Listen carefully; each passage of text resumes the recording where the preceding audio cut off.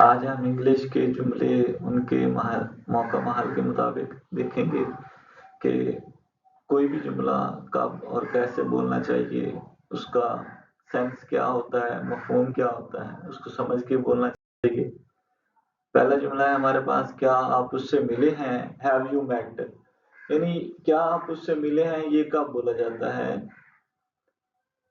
یہ اگر آپ کسی انسان سے یعنی کبھی بھی آپ نے اس سے ملاقات کی ہوئی ہے، تو اگر کوئی آپ سے پوچھے ہیو یو میٹ ہم، تو آپ آگے سے کہو گے یس آئی ہیو میٹ ہم، یعنی میری اس سے کبھی زندگی میں ایک بار ملاقات ہوئی تھی، پہلے اس سے ملاقات ہوئی ہے، یعنی وہ آپ نے کبھی اس سے ملاقات کی ہے تو اس کا ہوتا ہے ہیو یو میٹ ہم۔ اور اگر آپ نے یہ پوچھنا ہوگا کہ کل آپ کی اس سے ملاقات ہوئی ہے، تو آپ پوچھیں گے ڈیڈ یو میٹ ہم یسٹرڈے۔ ہیو یو میٹ ہم کی جگہ پھر ڈیڈ یو میٹ ہم، ڈیڈ یو میٹ ہم، ڈیڈ یو میٹ ہم یسٹرڈے، پھر ٹائم بھی ساتھ میں لگا دینا ہے۔ لیکن اگر آپ ایسے ہی پوچھ لیتے ہیں ہیو یو میٹ ہم، تو اس کا یہ مطلب ہے کہ آپ کی پہلے اس سے کبھی ملاقات ہوئی ہے، کیا آپ نے پہلے اس کو کبھی دیکھا ہے؟ تو جب آپ کسی سے پہلی بار پوچھتے ہیں کہ آپ کا وہ جو تیسرا پرسن ہے اس سے کبھی پہلے ملاقات ہوئی ہے، کبھی بھی زندگی میں آپ کی اس کو ملاقات ہوئی ہے یا آپ نے اس کو دیکھا ہوا ہے، تو آپ یہ انگلش میں ایسے پوچھتے ہیں ہیو یو میٹ ہم، اور اردو میں کیا آپ اس سے ملے ہیں، یعنی ملے ہیں مطلب پہلے زندگی میں کبھی بھی۔ اب ہے ہم دوپہر کا کھانا کھا رہے تھے، وی ور لنچنگ، لنچ جو ہے، اب دیکھیں یہ لنچ جو ہوتا ہے، لنچ کہتے ہیں دوپہر کے کھانے کو، ٹھیک ہے؟ اب آپ یا تو یوں کہہ رہے ہیں وی ور ایٹنگ لنچ، ٹھیک ہے، وی ور ہیونگ لنچ، تھوڑا ڈفرینٹ کر کے، جیسے اگر آپ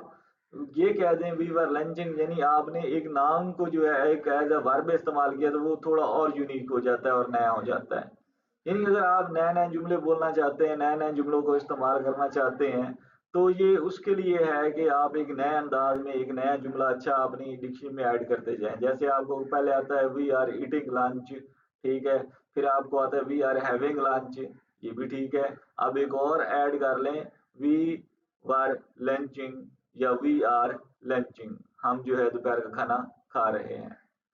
تو اسے نوٹ کر لیں، اس کا اندراج کر لیں، جیسے آپ کسی کو کوئی بتاتے ہیں، کوئی ایڈریس بتاتے ہیں یا کوئی بات ایسی کرتے ہیں جو آپ چاہتے ہیں کہ وہ اپنے پاس یاد رکھے، تو آپ اس کو کہتے ہیں کہ اس کو نا اپنے پاس لکھ لو، یعنی لکھ لو مطلب اس کا نوٹ کر لو اپنی کاپی میں یا کہیں بھی اس کو لکھ لو، تو آپ اس کو کہتے ہیں کہ make a note of it, make a note of it, یعنی اسے لکھ لو اپنے پاس۔ اسی طریقے سے وہ نام کیا تھا جس کا اس نے ذکر کیا، یعنی آپ ایک بندے سے بات کر رہے ہیں اور آپ اس کو کسی نے کوئی ایک نام بتایا تھا اور آپ سب کو وہ بتا رہا ہے، تو آپ پھر اس سے پوچھیں گے کہ وہ کیا نام تھا جو اس نے ذکر کیا تھا۔ تو ایسے ہی جیسے کوئی صورتحال آپ اس سے کہانی سن رہے ہوتے ہیں، تو اس میں جب یہ بات آ جائے what was the name that he mentioned, کس کا اس نے نام لیا تھا، کس کا ذکر کیا تھا، اس نے کیا نام تھا جو اس نے اپنا بتایا تھا، what was the name that he mentioned for himself, یعنی جو اس نے اپنے لیے ایک نام لیا تھا یا جو بھی اس نے اپنا نام بتایا تھا۔ اسی طریقے سے ہمارا تیسرا تھریڈ بھی ٹوٹ گیا، یہ تب بولا جاتا ہے جب آپ ایک پرابلم کو سالو کرنے کے لیے کڑیاں بناتے ہیں،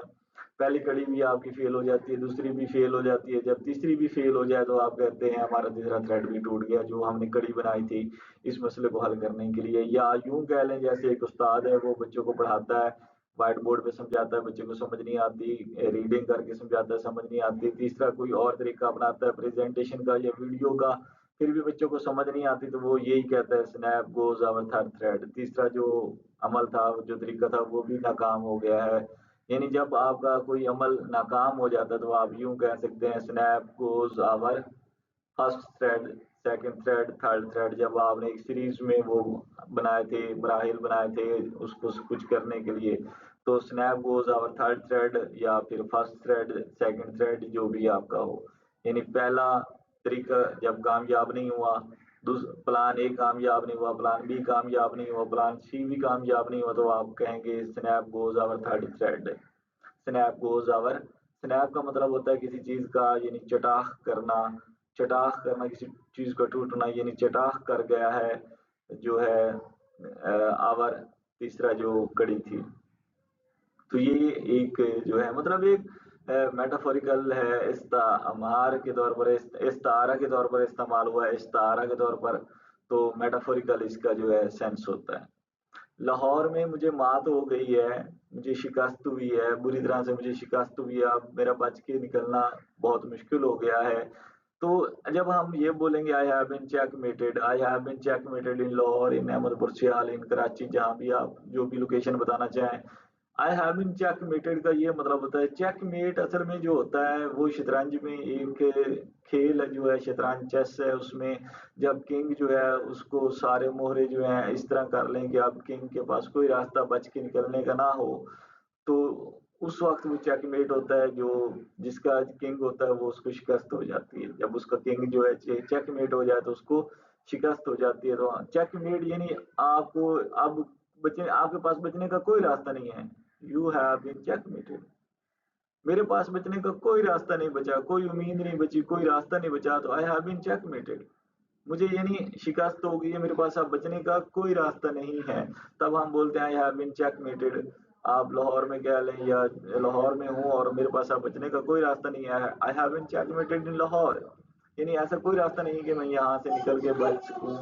या कुछ कर सकूँ। शुक्रिया जी।